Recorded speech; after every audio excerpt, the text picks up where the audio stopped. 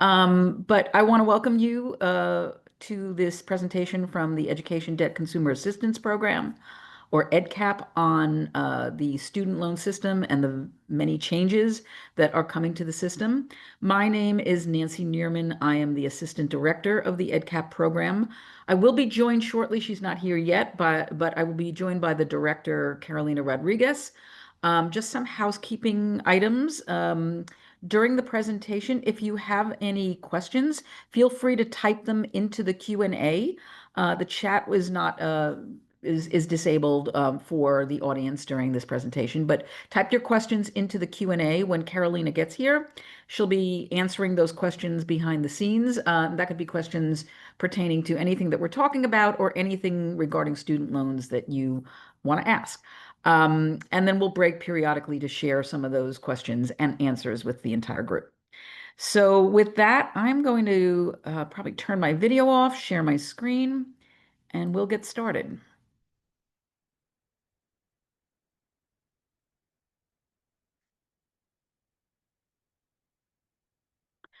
Okay, so we've titled this presentation "The Coming Sea Change in Student Loans," and we're going to explain how all of this relates to everybody out there.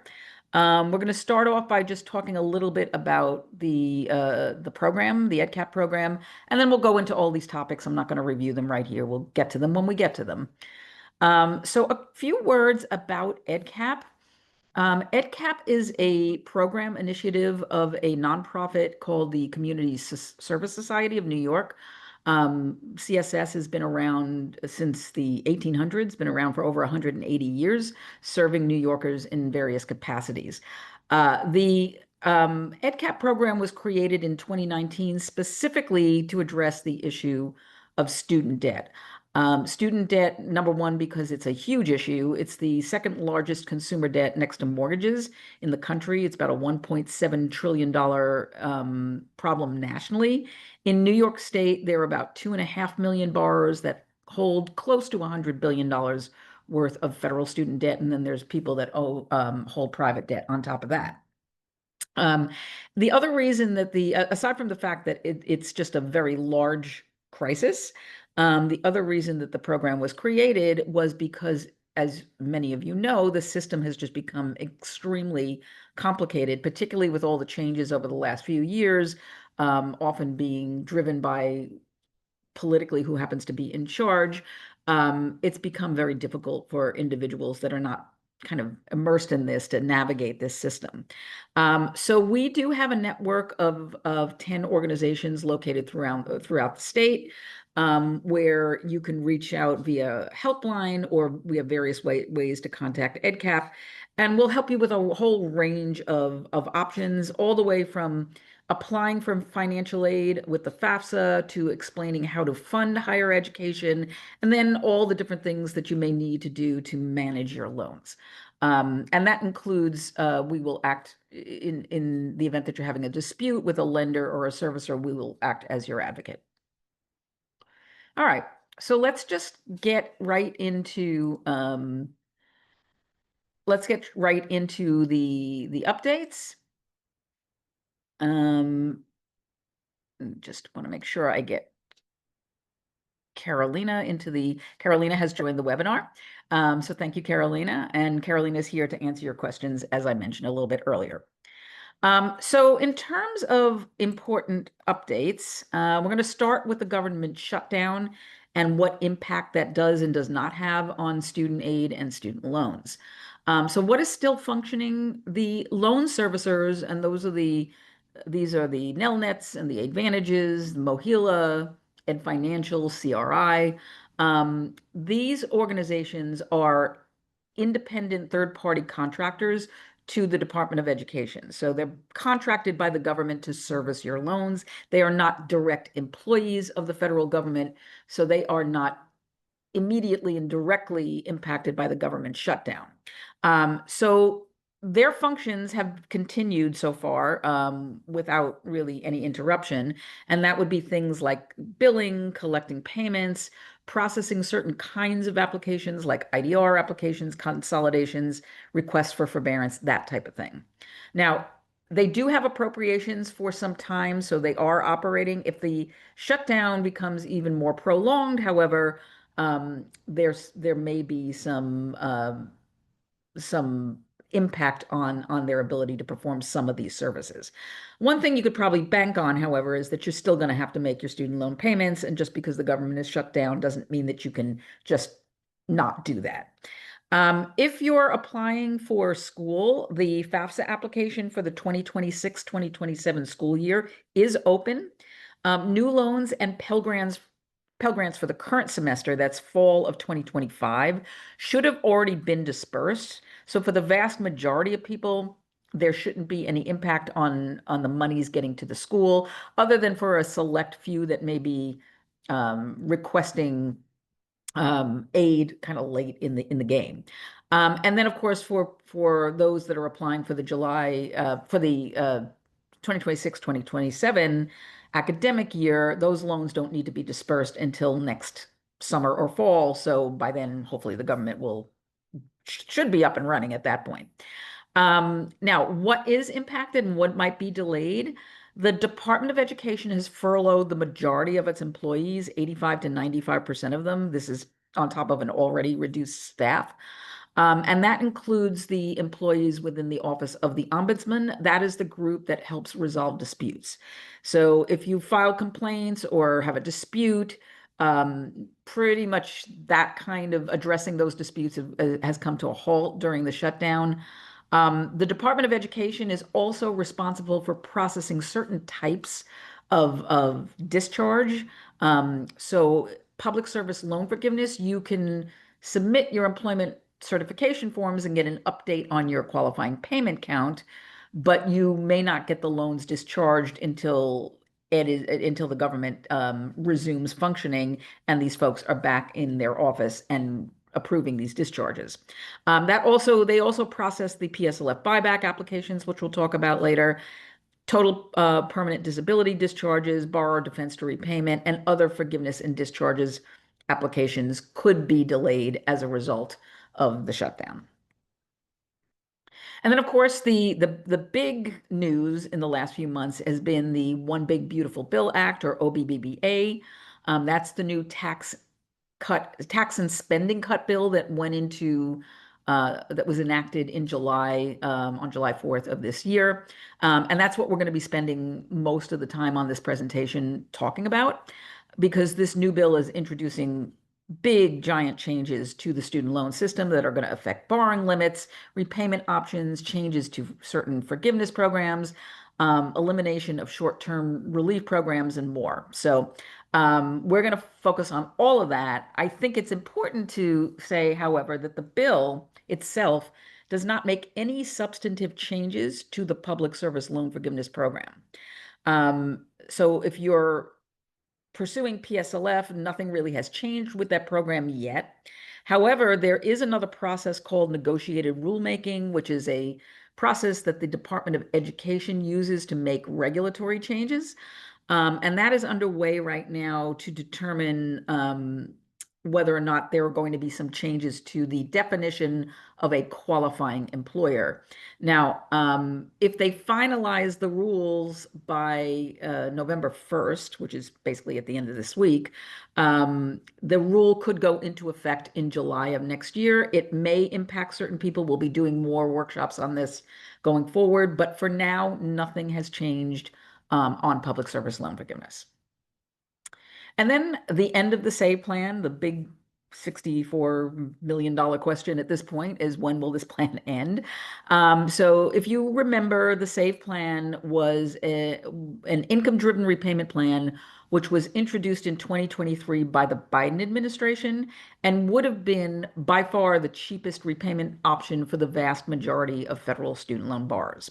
So some 8 million people transferred into this plan before there were court challenges to it, and a court eventually in July of 2024 issued an injunction against the Department of Education, preventing them from billing people under the terms of the SAVE plan or offering the plan to any new borrowers.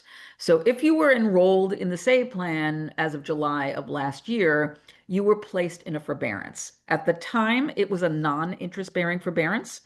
That changed in August of this year. The interest started accruing once again on these loans, but the loans remain in forbearance.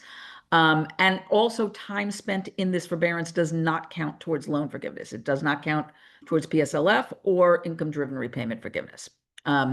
So at this point, the SAVE plan, the forbearance is going to end whenever the court issues a ruling with it, which they have yet to do.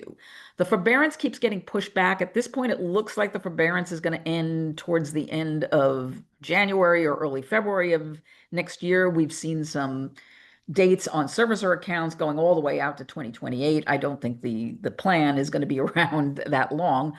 But we're really waiting upon the court's decision.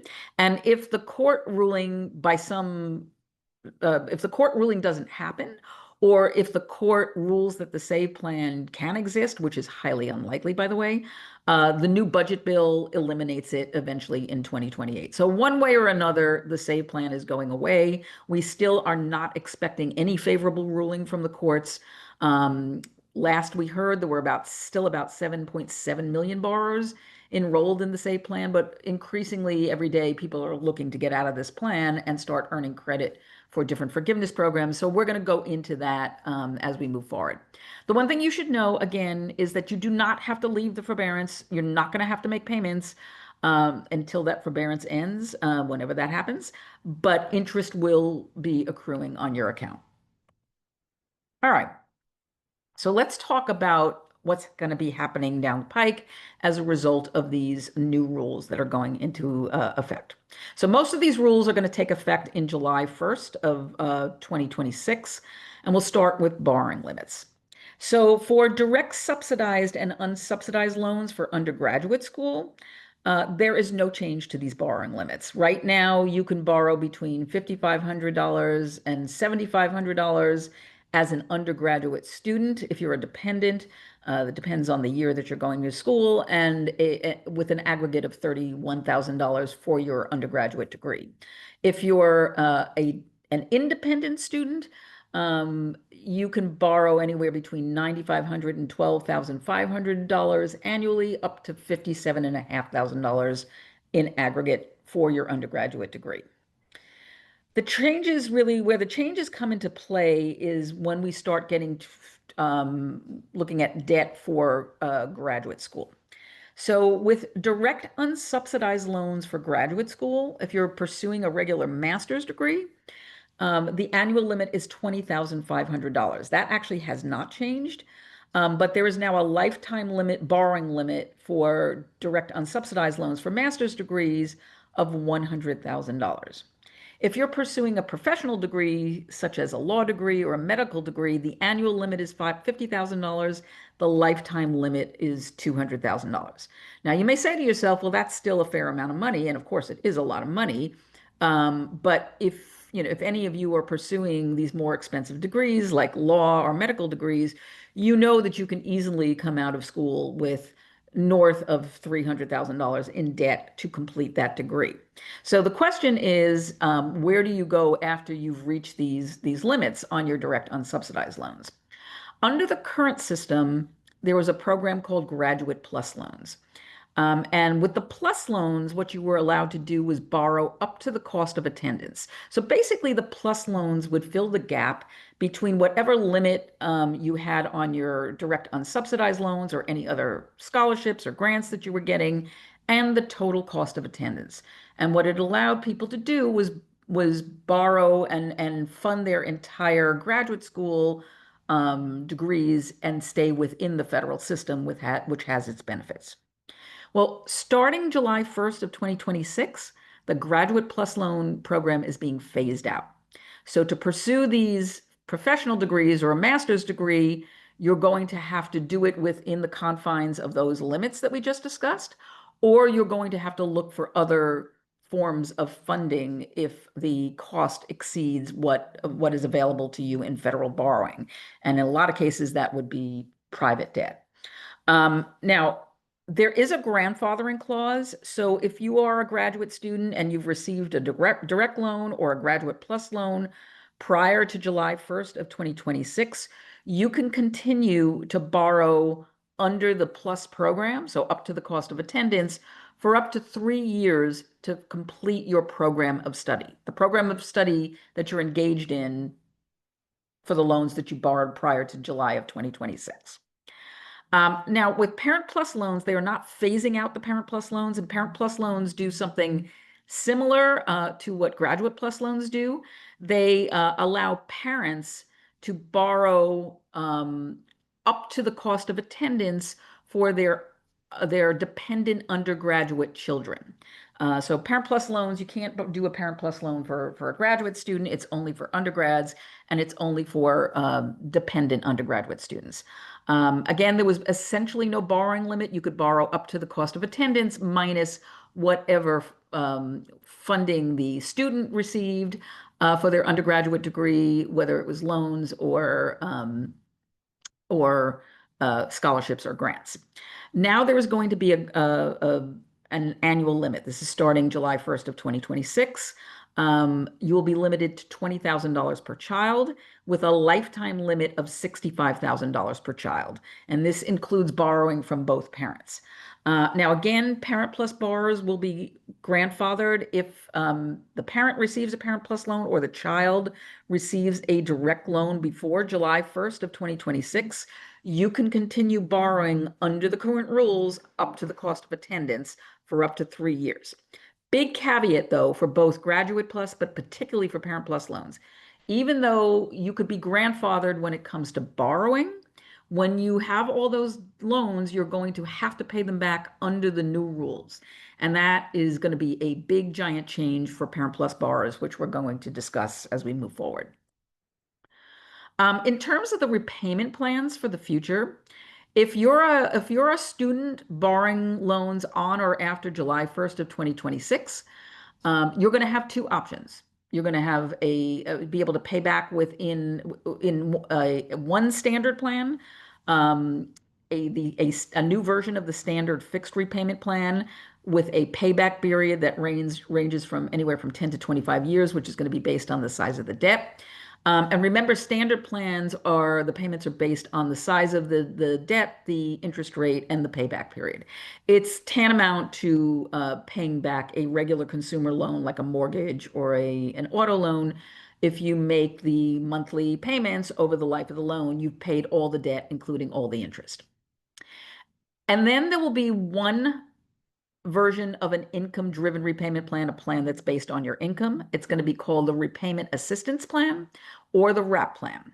And the way the payment is going to be calculated in this plan is going to be very different from the way payments are calculated under the current repayment plans. So it's going to calculate your payments at 1 to 10% of adjusted gross income. You will get a $50 reduction for each dependent that you claim on your tax return. That's a less generous treatment of dependents than is currently available under the current repayment plans. You must make a minimum payment of $10 right now with the existing plans. If you have no income or very, very low income, you could conceivably be on a $0 plan. That will go away even if you're completely unemployed, have no income, you will still be required to pay $10 a month. Now, on the plus side, there will be a $50 monthly principal subsidy. So if your payments don't pay down your principal by $50, the government will do that for you. So you should see a $50 reduction in your principal payment as long as you're making whatever the required payment is that month. And I'm just going to skip the line here a little bit, but also on the plus side, similar to a feature that's available in the SAVE plan is that unpaid interest will not accrue in the RAP plan. So what that means is if your payment does not cover the interest that accrues on the loans every month, which if you have a large loan balance and a moderate income, it very frequently doesn't, then that unpaid interest will no longer be added to your account. So under the current plans, with the exception of Save, had that gone into effect, that unpaid interest did get added to your balance every month. And that's why people were always screaming that, my God, I've made my payments, but my balance is continuing to increase. So that's not going to happen under the WRAP plan, which that's a good thing. Spousal income can be excluded when filing separately. But it's all important to note that there is no protected income and no adjustment for inflation in the WRAP plan as there is in the existing repayment plans. And what that could mean down the road for some borrowers is if your income is not keeping up with the rate of inflation, you may start to struggle to make the payments in the WRAP plan. The WRAP plan is going to offer forgiveness. This is income-driven repayment forgiveness after 30 years. So with the existing plans, you can get that kind of forgiveness if you're just making payments in an IDR plan uh, from between 20 and 25 years. In the WRAP plan, if you move to that plan, you would have to make you would have to pay into the plan for 30 years before you could get any balances forgiven. But the plan is also going to be eligible for public service loan forgiveness. And if you're pursuing PSLF, that continues to be a 10-year path to forgiveness, regardless of what repayment plan you're enrolled in. Okay. So here's where it gets a little confusing to people because there's going to be this transition between what's happening now and what happens on or after July 1st of 2026, depending on whether or not you're done borrowing. So we're going to talk about this kind of in groups of people, and we're going to start with existing student borrowers. And when I say existing, you might also hear me refer to it as legacy borrowers. These would be borrowers whose all their loans are going to be dispersed prior to July 1st of 2026. So essentially, you're done taking out debt. You have no loans that are going to be dispersed on or after July 1st of 2026. So this group of legacy student borrowers is going to have more options than new borrowers. You're going to be able to access payee and ICR. Those are two of the existing income-driven repayment plans under the current rules and a modified version of the income-based repayment plan, which we'll talk more about that in a minute, whenever that becomes available. You're going to be able to access payee and ICR until July 1st of 2028. You will also be able to access IBR. That will survive. That's the one plan of the existing plans that will survive beyond July 1st of 2028 if you are a legacy borrower, if you have no loans dispersed on or after July 1st of 2026. So after July 1st of 2028, these borrowers, if you're not already in the IBR plan, you would be transitioned into the modified version of IBR. Now, what is the modified version of IBR? IBR plans currently have what's called an income test. If your income is high relative to your loan balance and you're not already enrolled in the plan, you may not be able to enroll in the plan. The IBR plans also have a payment cap. If you're enrolled in the plan and you reach a threshold that is the equivalent of a standard 10-year fixed repayment plan, that standard 10-year fixed repayment becomes the cap on your plan. That's the current version of IBR. The modified version of IBR eliminates the income test. What that means is that anybody with a direct or FFEL loan can enroll in the plan, and you can enroll in the plan at the payment cap because it retains the payment cap. So in the IBR plan, you will never have to pay more than what you would pay under a standard 10-year fixed repayment plan. So that's the modified version of IBR. Now, the one issue right now is that even though this modified version was to go into effect when the bill was enacted back in July, the federal student loan systems are not adjusted to accept the new version of IBR. So some borrowers are going to find it impossible at this point If you would have been not eligible because of the income test, you may not be able to get into the plan right now. However, they're supposed to fix that hopefully within the next several months. They had targeted winter as their time for fixing this. Now that timetable may be pushed back a little bit because of the shutdown, but hopefully within the coming months that will be opened up, and all borrowers that are eligible will be able to get into the IBR plan. Now, there are two different versions of the IBR plan, and they're going to retain those two different versions. So you will continue to be eligible for these versions depending on when your loans were dispersed. If you have any loans dispersed prior to July 1st of 2014, the payment is going to be calculated at 15% of discretionary income, and balances would be forgiven after 25 years of qualifying payments. If your first loans were dispersed on or after July 1st of 2014, the payment will be calculated at 10% of discretionary income, and balances will be forgiven after 20 years of qualifying payments. Now, if you're a legacy borrower, you will also have access to the RAP plan whenever that becomes available, probably no later than July 1st of next year, or the new version of the standard plan. So you're going to have a bunch of different options. For a while, you can access payee and ICR. Eventually, you will have the option of doing either IBR or RAP or the new version of the standard plans. Now, if you're a new student borrower, if you take out any loans dispersed on or after July 1st of 2026, you're considered to be a new borrower even if you have these older loans.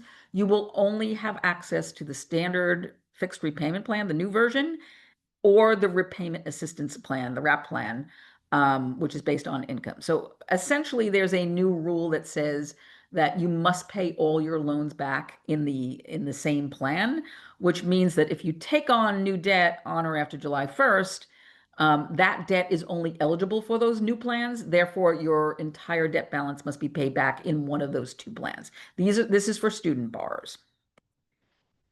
Now, let's talk about parent borrowers, because here's where it gets a little bit more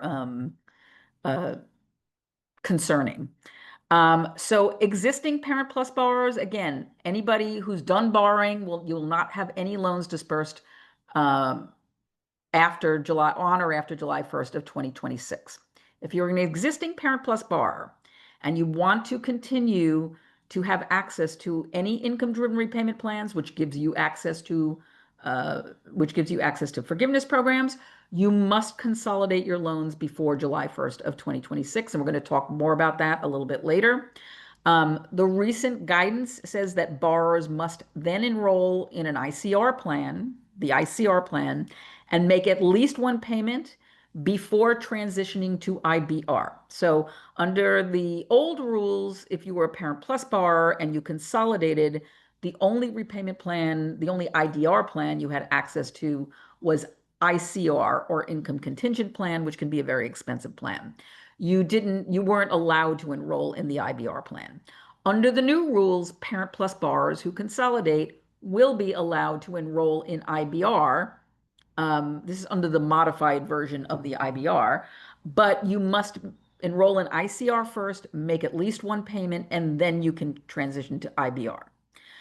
So I know here I said that these rules are still being finalized and they may be subject to change. And while that's true, it's looking from what we hear from the one of the committees that's talking about this right now, is that rule is probably going to stay in place.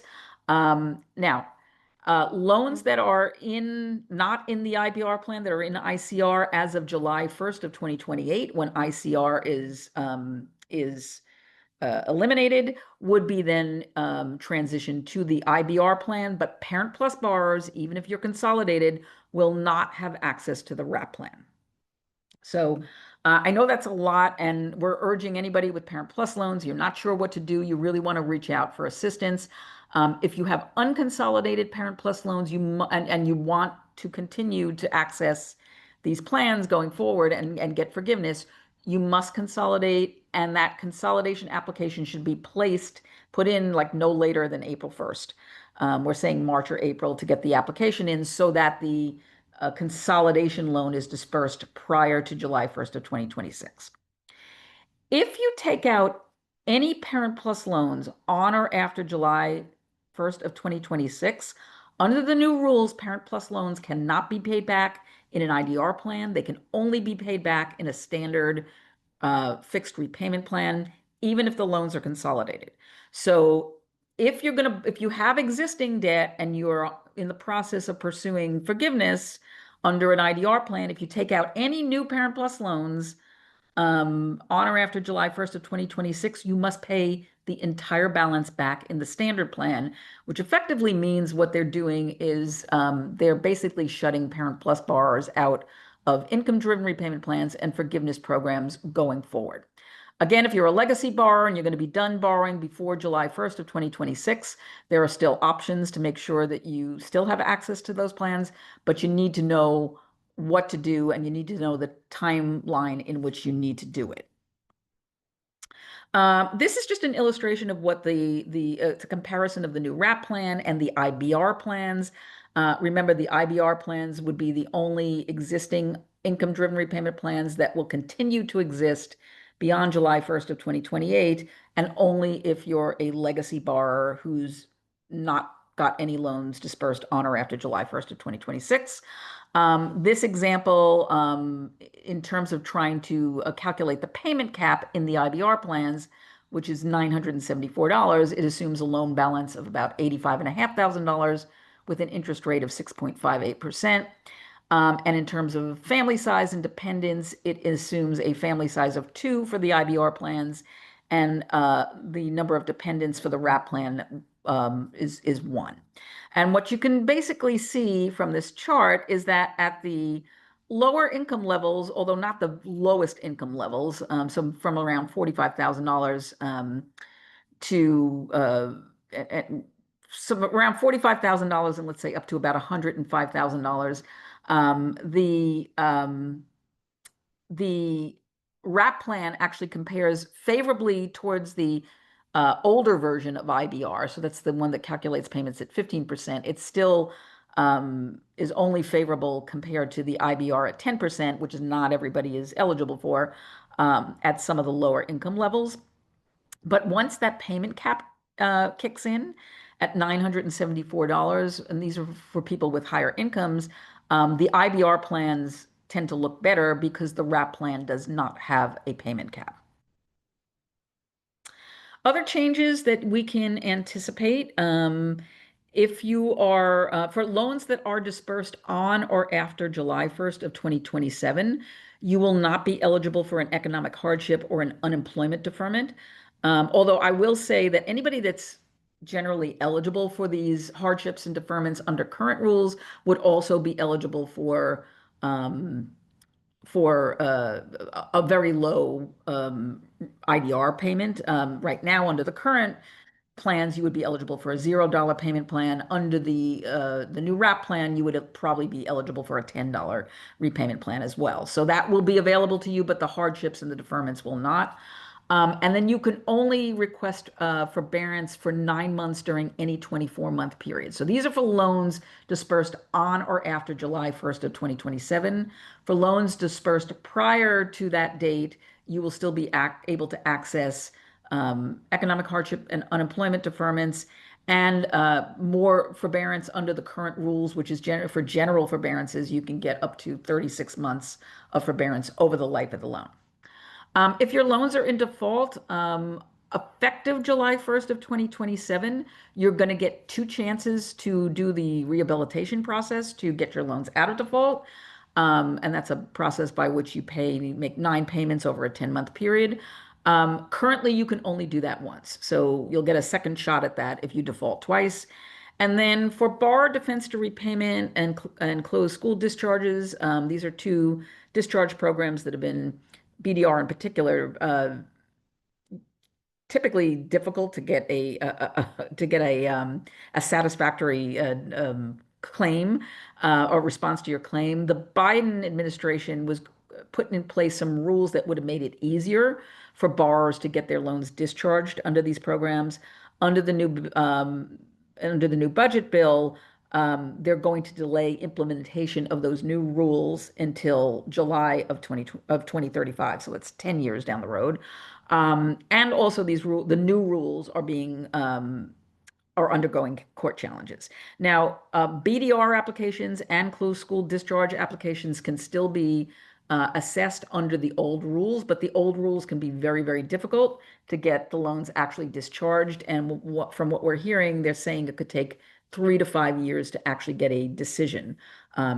So if you're thinking about doing that, you want to probably reach out for a little bit of advice on how to do it and what kind of strategies to follow when submitting these applications. Okay, I'm going to stop right there, Carolina, and see if there are any questions we need to address. Yeah, I feel like we have a very advanced group here today. The questions are just like amazing.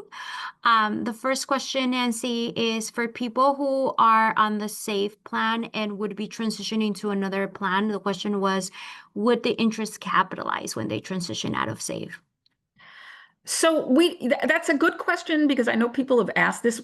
We don't believe it will, because the Biden administration put into place some rules. I forget exactly when it was, in 2023, I think, or 2024, where they changed the capitalization triggers. And so moving in and out of repayment plans, with the exception of the IBR plan, was no longer a capitalization trigger. With IBR, if you transfer out of IBR, interest does capitalize. If you transfer into it, it doesn't necessarily do that. To the best of my knowledge, it will not, but I'm adding a little bit of a wait and see kind of criteria next to that. Yeah. But we don't think so. But if you do end up seeing that it capitalizes, please let us know because based on Yeah. the rules, it should not. And we obviously don't necessarily trust servicers to be following the rules. I'm not saying like intentionally they're not following the rules. So do let us know. I'm gonna go actually through a lot of these comments. I know that time is sensitive, but I think again, the questions were just spot on. Someone talked about the credit report showing the same loan twice. And I am going to encourage everyone to make sure you take a look at your loans and that they were not duplicated.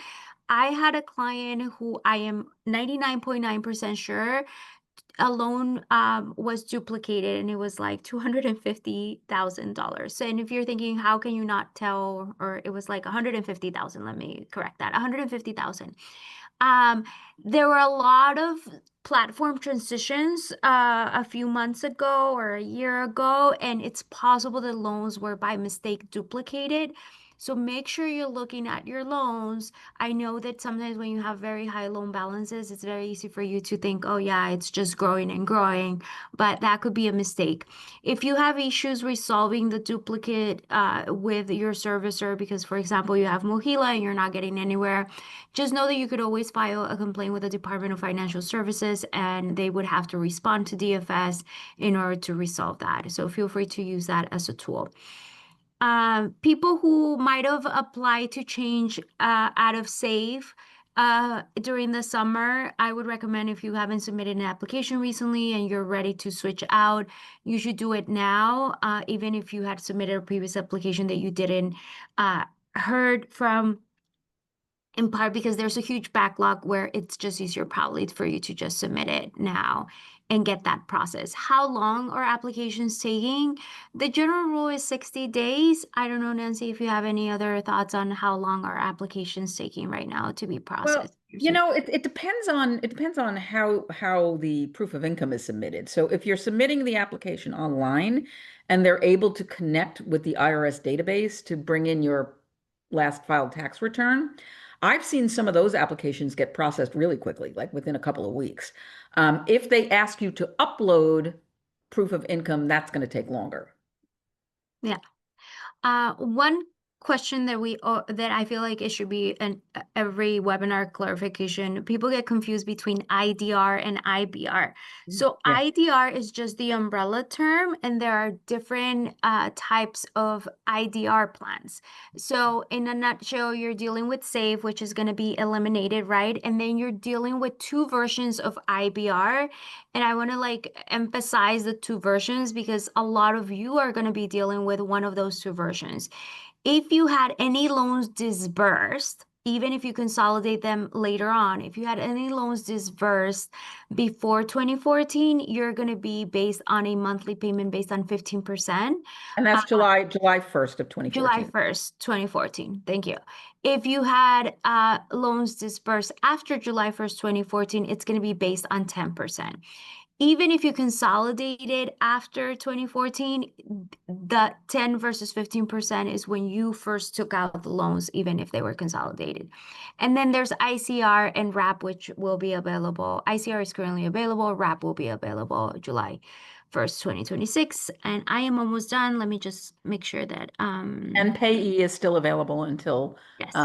for anybody that's eligible, there's eligibility requirements for that. But um, that would be available up to July 1st of 2028. Again, anything other than the WRAP plan is only going to be available to borrowers up and who it's only going to continue to be available to borrowers who do not take out any additional loans on or after July 1st of 2026. Okay, great. I'm going to stop here and I'm going to continue answering questions in the chat, and then we can stop at another moment to elevate those. Okay, great. Thank you. Keep the questions coming. Yeah. I do want to add one thing. If you consolidate, let's say you're a legacy borrower, you're not planning on taking out new loans on or after July 1st of 2026, but you consolidate your existing loans on or after July 1st of 2026, you then become a new borrower subject to the new repayment rules. So that's kind of important it's an important thing to know if you're a legacy borrower. All right. So I want to talk a little bit about the strategies for tackling student debt. We often, when clients come to see us, they often come with an immediate or a specific issue that they want to address. Maybe it's the repayment plan that they need to switch out of and find a different repayment plan, or they're on the brink of default and they want to avoid going into default, or they're in default and they want to get out of default. And of course, we want to address all of those issues. You always want to put out the fire before you deal with the the general smoke. Um, but ultimately, what we want to do is leave everybody with a long-term strategy for tackling their debt, because after all, that is your goal, right? Your goal is to eventually get rid of this of this debt. So after seeing thousands of clients over the last 6 years or so, we have basically found that everybody fits into one of three categories. The first category would be to pay your debt in full as quickly as possible, which is what a lot of people think of as what they have to do when they take out a loan. Um, but in the federal student loan system, as you're going to see, that isn't necessarily the case. So there are strategies that do not require paying off your entire debt. But there are plenty of people that would fit into that first category. It's going to be it's going to suit people who have large incomes in relationship to their loan balances. If you have the ability to make more than the required monthly payment or extra lump sum payments, this is probably going to be the strategy for you. And remember, if this is your strategy, the faster you pay off the debt, the less you will pay over time because you're saving on interest. Now, the middle category is where most of our clients sit and probably where a lot of you sit, which is that you've got relatively large balances and moderate incomes. And the idea of you trying to pay this off is going to be, in some cases, just virtually impossible. So, in those instances, what you want to be doing is identifying a forgiveness program that you might be eligible for. And that could be PSLF, that has a 10-year path to forgiveness. If you don't have a PSLF eligible job, it just might be IDR forgiveness, where you have to wait 20, 25, 30 years with the WRAP plan, but that's your only viable option because you can't afford to make higher payments. In that instance, your goal is to make the minimum required payments until such time as you've paid off the entire debt. And the analysis that you should do is you should say to yourself, I've got this balance. Here's a forgiveness program that I am eligible for. Is there any realistic expectation that I could pay this balance off before I could achieve forgiveness? If the answer to that question is no, then you just want to make the minimum payments. You don't want to throw extra payments at the loan until you get forgiveness. And then finally, pay the minimum required until death do you part, which sounds a little bit depressing, but we have it on here for a reason.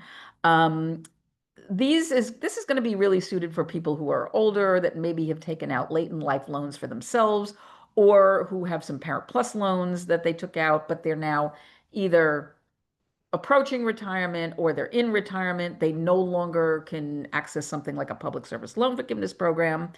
And therefore, they're looking at maybe making anywhere from 20 to 30 years worth of payments. And if you're 50, 60, 70 years old, that could mean that you have to pay for the rest of your life. What you want to do here is you just want to find the cheapest repayment plan available to you and make those payments until you pass. But the reason that we put this on here is because, unlike most consumer debt in the United States, federal student loans are discharged in debt. So they don't pass to the primary borrower's estate. And the new budget bill actually also makes the discharge debt non-taxable. So basically, you make these minimum payments, whatever you can afford, the lowest possible payment, until you die, knowing that it's not going to be a burden for your loved ones. And then the repayment plans, of course, always a key decision in getting you to that in implementing your strategy. And it's going to be one of two things: the traditional repayment plans, again based on the size of the debt, the interest rate, and a repayment period, or income driven or IDR plans. And that, as Carolina said, is going to be IBR, payee, ICR, and eventually RAP, where the IDR plans can offer an affordable alternative to the traditional, and they do offer forgiveness. But again, if you're just going to be paying your debt off, you might want to explore one of the traditional plans. And sometimes traditional plans can be cheaper than IDR plans, depending on what your income is. Okay. I'm going to say a quick word about the IDR account adjustment. For those of you that don't know what this is, or maybe I can refresh your memory, income-driven repayment plans offer forgiveness after 20, or in the case of RAP, 30 years of making qualifying payments. There's no employment requirement in this program. It's the default forgiveness program for people who have large debt, lower income, but they don't have the employment qualifications to get them into public service loan forgiveness. What the Biden administration did was they had a program. It was called the IDR account adjustment. It was a one-time account revision that gave you credit towards IDR forgiveness based on a set of relaxed rules. And by the way, that credit can also be converted to public PSLF credit if you submit the PSLF certification forms verifying employment for those time periods. Now, an IDR forgiveness tracker was briefly available on the federal student aid accounts back in January. The Biden administration put it up there. But the current administration took it down. What the purpose of this is to let you know that the data is still in the system. And we've heard that they're supposed to be putting this back up, the tracker back up on the accounts, but we just have no idea when that's going to happen. But just know that the data is available in the system, and this is the way to access it. You have to log into your federal student aid account. You want to open up a separate tab in the same browser that you've got the FSA account open. That's studentaid.gov. And then you're going to plug this link, which you're going to get once you get a copy of this deck. You're going to plug the link into that tab in the browser, and you're going to see this kind of ugly looking file right here. If you see the pretty print box at the top, you want to check that, because this is even uglier without the pretty print box checked. And it's spitting out a bunch of data, which you may have a hard time reading, but you can always come to one of us to try to read it and interpret it for you. But this is a record of your qualifying payment count towards the IDR forgiveness program. So you want to download that or copy and paste it into a Word file and save it for your records. Just remember that any credit accumulated towards IDR forgiveness in the SAVE plan, in payee, in ICR can be transferred to the IBR plan and to the RAP plan if you eventually transfer into one of those plans. So just because you transfer plans, if you've accumulated 250 qualifying payments, you're not going to lose all that just by transferring plans. I did want to say a few words about public service loan forgiveness. So just as a refresher, PSLF forgives debt after making 120 qualifying monthly payments, so that's 10 years worth of payments.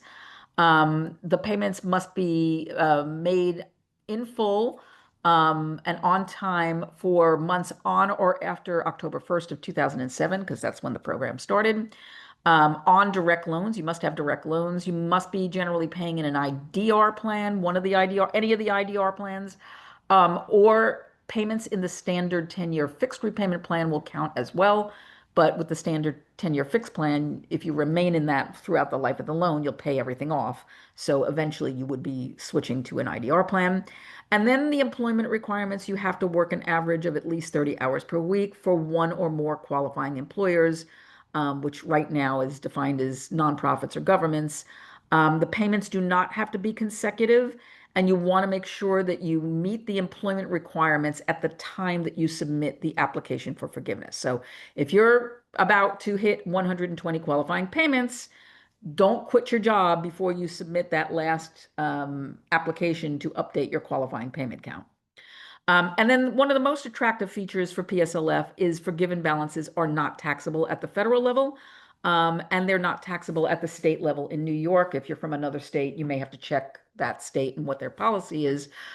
You may hear or read things in the press about student loan forgiveness being taxable again in 2026. That applies to the income-driven repayment forgiveness. So that's the 20 to 30 years without the employment requirements. PSLF has its own statute, and that statute has not been touched by the budget bill. And that statute says that the forgiveness is not taxable at the federal level. The PSLF buyback, for those of you that may or may not heard about this, the buyback allows you to purchase PSLF credit for months spent in a disqualifying payment status under the following circumstances. So you must have 120 qualifying months of employment on record, not qualifying payments, because if you had qualifying payments, if you had 120 qualifying payments, you won't need the buyback. So you must have all your employment updated, which means you may have to submit a PSLF certification form. The months you buy back must get you to 120 qualifying payments. You can't purchase months prior to consolidation or months spent in a school deferment or a grace period. And then the payments are going to be calculated. Depends on how much time you're buying back, but it's going to be based on an income-driven repayment plan that you might have been paying in prior to entering the disqualifying status, or after exiting the disqualifying status, or if you weren't in an IDR plan, they're going to ask you for some tax information and they're going to calculate a payment in a plan. Some payments for months spent in the save forbearance, because the save forbearance is eligible for this buyback, may be calculated based on the old revised pay-as-you-earn plan, because the government is prevented from calculating payments under the save formula. So for people that are going to get buyback months in save, it's likely going to be based on this revised pay-as-you-earn plan. If you are eligible, you want to submit the request through the PSLF reconsideration portal and just simply select the PSLF buyback option. And then you wait. It's a pretty simple process to put in the request if you're eligible. The one thing we will say about this is that apparently processing these applications is very labor intensive. Prior to the shutdown, the Department of Education had not assigned a lot, like literally a handful of people to doing this.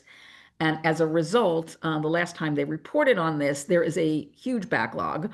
So, for instance, in August, they processed 5,600 applications, and the backlog, which is going to continue to grow, is up to 74,500 requests, which means it could take well over a year for them to clear this backlog. So we'll talk more about how that fits into your strategy going forward. But, you can submit it if you're eligible for it. There's no downside to it. Just submit it. It doesn't obligate you to anything. Eventually, they will come back with a proposition. If you don't like the proposition or you can't afford to make those payments, you just say no, thank you, and you continue paying in your plan and earning credit. What you can continue to do is submit your employment certification forms. So these PSLF certification forms just verify that you've met the employment requirements. of the PSLF program. You must have at least one on record for every employer that you've had on or after October 1st of 2007. Um, and you want to submit the forms annually or whenever you change jobs. So there's no deadline for submitting the forms, but you have to have the forms on record in order for you to get an official qualifying payment count towards PSLF. And by far and away, right now, the best way to submit these forms, if you can do it, is you use the PSLF help tool from your studentaid.gov account and request an electronic signature from your employer. We're seeing some very, very quick turnarounds in terms of updating your qualifying payment counts. When you do this, if you submit forms with manual signatures, it could take months to get an updated qualifying payment count. All right. Let's talk about some just general guidance for people in light of these new rules. So, if your repayment strategy is to pay back your loans in full, these new rules may not really affect you all that much. You just want to basically pay. You can pay in an IDR plan, you can pay in a standard plan, you can pay it in an extended version of a standard plan based on the current rules. You just want to pay as aggressively as possible and get the loans paid off as fast as you can to save on the interest. If you're pursuing income-driven repayment forgiveness, or IDRF, and this is the 20 to 30-year forgiveness, there's currently three plans that are available to you that you can enroll in if you're eligible: IBR, Payee, and ICR. The Payee and ICR plans will be phased out over the next 3 years. So you should be considering income-based repayment first. If that is if you're going to need to pay beyond July 1st of 2028, and if IBR currently is your cheapest option, you want to enroll in IBR. That's probably going to be your best bet because it's going to survive beyond July 1st of 2028. However, if Payee and ICR is cheaper to you, you can enroll in those plans. If you have to pay beyond July 1st of 2028, at that point, you'll transition to IBR, but any credit that you've accumulated will be transferred over to the IBR plan. And that goes for qualifying payments that you may have earned in the SAVE plan as well. Now, if you're pursuing public service loan forgiveness, if you're currently enrolled in IBR, Payee, or ICR, you want to continue making the credit. If you're currently enrolled in the SAVE forbearance and you're just itching to get out, if you haven't done so already, you want to submit an application to switch your plan. Again, sort of a similar recommendation, you want to look at IBR first. If you're a legacy borrower and that plan works for you, that is the one plan that's going to continue on or that will survive after July 1st of 2028. But again, if Payee or ICR are lower, you can enroll in those and then switch to the IBR plan when you need to. By the way, the government just announced, the Department of Education just announced as part of a lawsuit that they're being embroiled in, that they will forgive borrowers who are in the Payee and ICR plans that reach their income-driven repayment forgiveness thresholds. That's going to be 240 or 300 months. If you reach that over the next 3 years before those plans are going to be eliminated, then you can remain in those plans and get IDR forgiveness in those plans. PSLF, it doesn't matter which plan you're in, it's always going to be a 10-year path to forgiveness. You can submit the buyback application if you're eligible for it, but you may not want to rely solely on the buyback to get you to 120 qualifying payments, because it may take a really long time to get a response to the application. So you might want to submit the buyback application and transition to a new IDR plan and make payments in that new plan and see which strategy gets you to forgiveness faster. Selecting the wrap plan, it's not available yet, but some just things to keep in mind when it does become available. It may be cheaper than existing repayment plans. And if you're pursuing PSLF, by all means, again, because it's just a 10-year path to forgiveness regardless of the plan. If wrap is your cheapest option when it becomes available, you want to switch to that. About the second bullet here, existing student borrowers can switch to the wrap plan when it becomes available. But it was not clear whether or not you'll be able to switch back to IBR if you do that. It looks like you will be able to do that. Again, this is only for legacy borrowers if you have no loans dispersed on or after July 1st of 2026, and that's for student borrowers only. Um, IDR forgiveness credits accumulated in all the plans should transfer to RAP. The key thing to consider if you're considering RAP and you're pursuing IDR forgiveness is that even if that plan is cheaper than IBR at the time, you're going to have to pay anywhere from 5 to 10 years longer in the RAP plan to get that kind of forgiveness. So you want to factor that into that decision when the time comes. And then Parent Plus borrows, this is kind of basically rehashing what we just discussed a little while ago. You need to make sure that if you want to retain access to the income-driven repayment plans, which will give you access to forgiveness programs, you want to make sure that your loans are consolidated and those consolidated loans are dispersed before July 1st of 2026, which means you have to submit the consolidation application probably around early April, late March, early April, to make sure that that happens, because otherwise you're going to be subjected to paying back all your loans in the standard repayment plan. The the guidance about enrolling in the ICR plan and making one payment before you switch to IBR, that does not have to be done by July 1st of 2026. You just must do that before the ICR plan is phased out in July of 2028. Um, if you plan to take additional loans for, um, well, fall of 2025, they were already probably dispersed, or the spring 2026 semester, and that's going to be done. You're going to be done with your loans. You want to consolidate once those spring loans are dispersed, which is generally kind of around January. If you have defaulted Parent Plus loans, you want to take the time to explore if they're not consolidated. Now would be a great time to consolidate them so that you will be eligible for these things going forward. And then if you are planning to take additional Parent Plus debt on or after July 1st of 2026, you may need to be strategic about how you do that. So if you're pursuing public service loan forgiveness, and let's say you've got 3 years of borrowing done before July 1st of 2026 and you only have 1 year left, you may want to consider another source of funding aside from federal student debt to finish that last year so that you don't lose access to forgiveness on your existing debt. Okay, let me stop there. Carolina.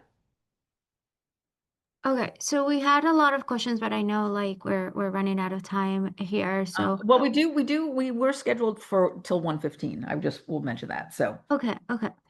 Um, Top of mind, people are asking, why should I switch plans and not just stay on buyback? I think a couple reasons. One, buyback backlogs are really huge.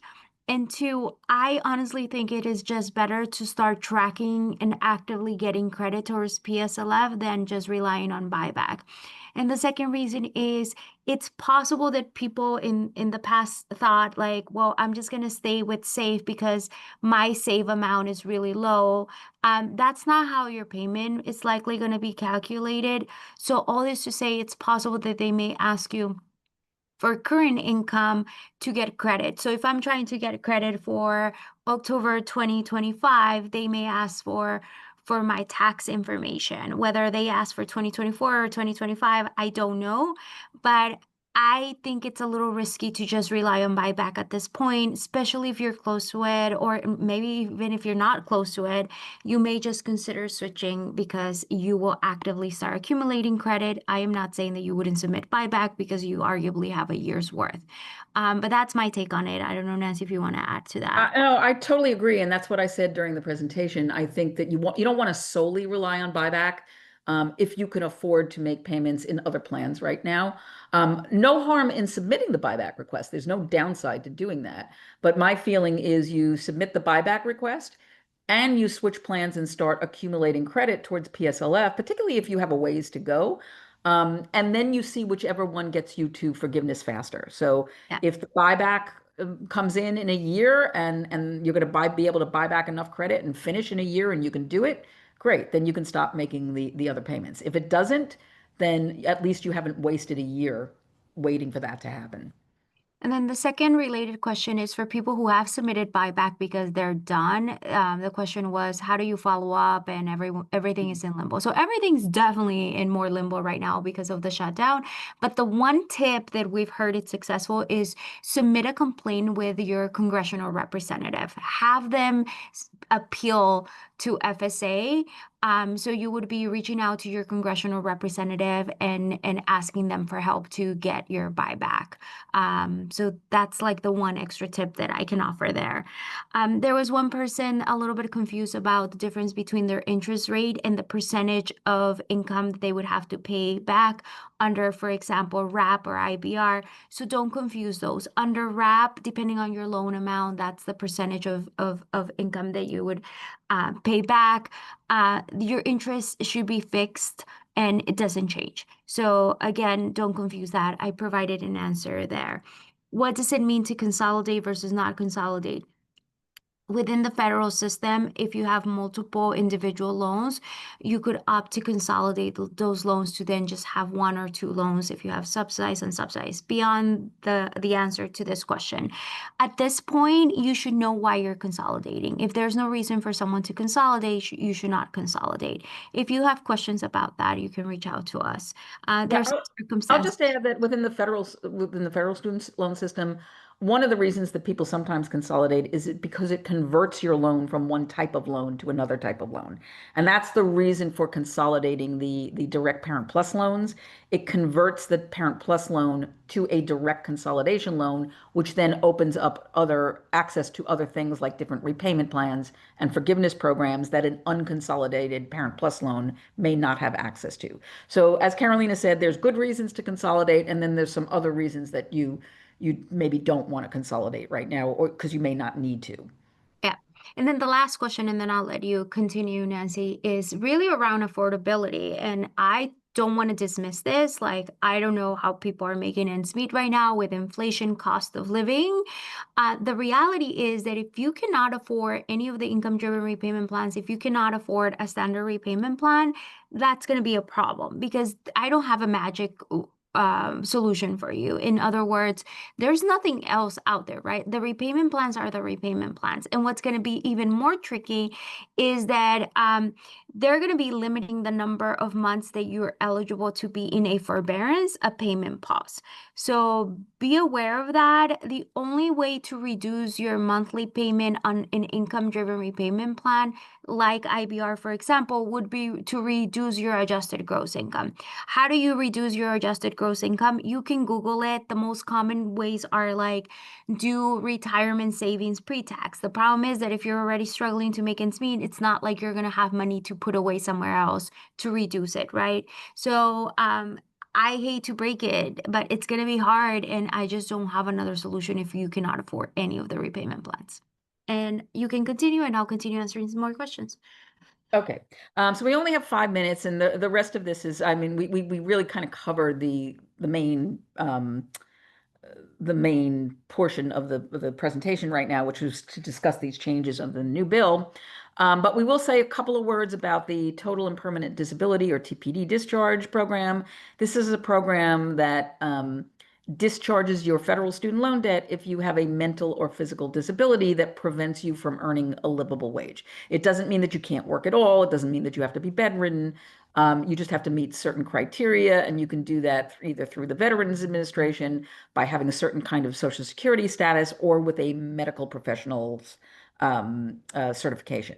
Now, this program used to be managed by Nelnet. They transferred the management over to the Department of Education earlier this year, and I cannot say that it has gone smoothly. It's been really quite troubled during this transition. However, there seems to be a little bit of light at the end of the tunnel where people that have submitted these applications are starting to get them processed right now. So if you think that that's something that is working, that would work for you, reach out and we'll try to help you through the process. And then I did want to say a few words about delinquency and default. For about 4.5 years, borrowers really, it was almost impossible for a federal student loan borrower to go into default. And for about a year after the COVID forbearance ended, the delinquencies didn't even count towards defaults or get reported to credit agencies. But all of that has ended right now as of November of last year. So delinquency and default is starting to become an issue. It could grow into a really big issue, particularly the default situation. But what does it mean to be delinquent? So if you miss one payment, you're delinquent. After 30 days, you're going to be assessed a late fee. After 90 days, the delinquencies are going to be reported to credit agencies. And at 270 days or 9 months, you're then at risk of default. So how do you address past due payments? You want to contact the loan servicer. If you can afford to make the catch-up payments, you can do that. Or you can request a retroactive forbearance where they apply a forbearance to the previous months that were delinquent and it brings your account current. That might resolve some issues, might prevent some late payments from being reported to the credit agencies, but it may not remove late payments that have already been reported. And then you're going to have to plan ahead. You're going to need to, at that point, review your repayment plan, look for affordable options. You might be able to take additional forbearances and deferments, but forbearance and deferments are short-term relief. It's not a long-term strategy to tackling your debt. Now, what happens if your loan goes into default? So after 270 days of non-payment or 9 months, the debt becomes payable in full immediately, which of course is a non-starter for most people. It also means that you're not eligible for IDR plans, deferment, forbearance. You can't earn credit towards forgiveness programs, and you'll have no access to federal aid. Most importantly, you may be subject to involuntary collections, and there's basically three ways that the government can collect from you. They can take your tax refunds, which apparently did begin earlier this year. If you filed your 2024 taxes and already got a refund, they're not going to claw that back. But if you're still in default and you don't do anything about it before the next tax season, you're at risk. They can also offset Social Security up to 15%, leaving you with a floor of no less than $750 per month, which is a ridiculous amount of money to live on. Now that the Social Security offsets, they introduced them, said they were going to do them in May, and then they basically paused them in June, and they're still on pause as far as we know. They can also garnish your wages up to 15% of your disposable pay. They said the notices were going to go out at the end of the summer. To the best of our knowledges, the notices have not gone out yet. But at some point they're going to start collections again. I don't know whether the shutdown is preventing them from doing that right now, but at some point they will start this process up. The government can also intercept funds that are owed to you if you via like federal contracts or the sale of federal assets like a treasury bond. They'll just basically intercept the proceeds from getting into your account. If you think you may be scheduled for an offset, and this would be a tax refund intercept or a Social Security offset, you can call the Treasury's top helpline.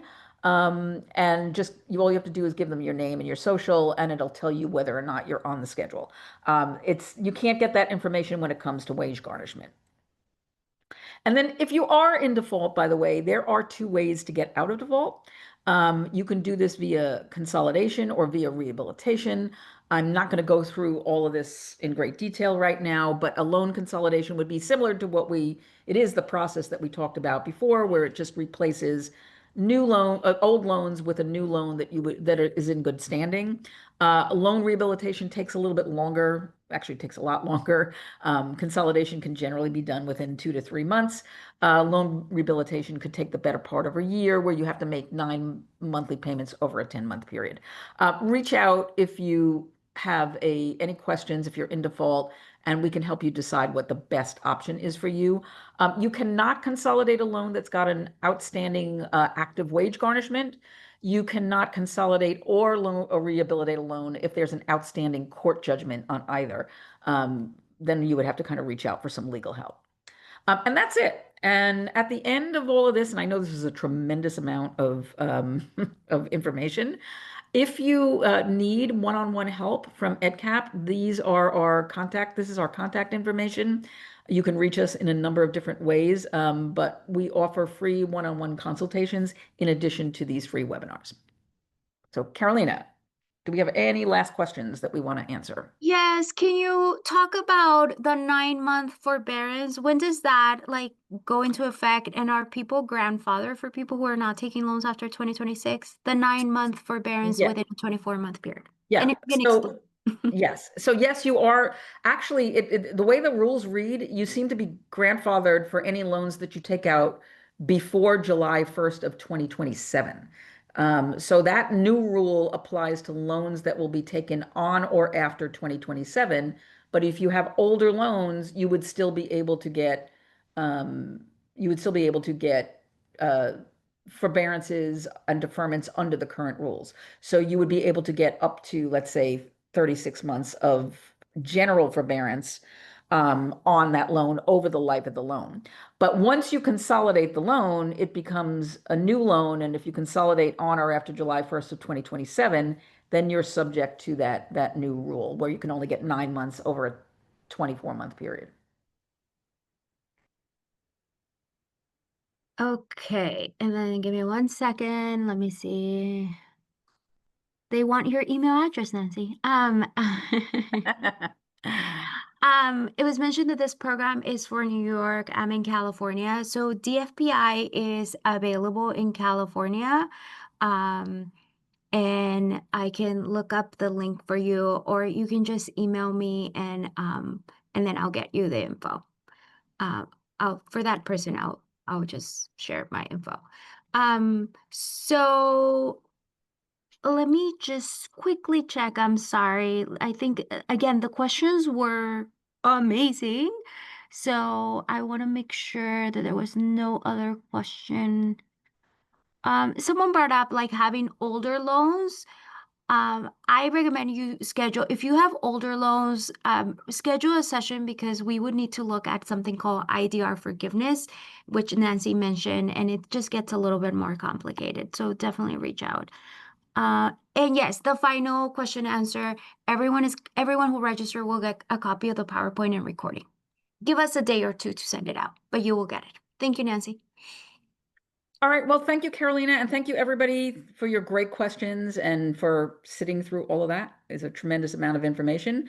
Like I said, you'll get access to the contact information when you get the deck. There are different ways to contact us, and we have counselors at EDCAP at the hub, and within our network that can help you with all of these things. So have a great day.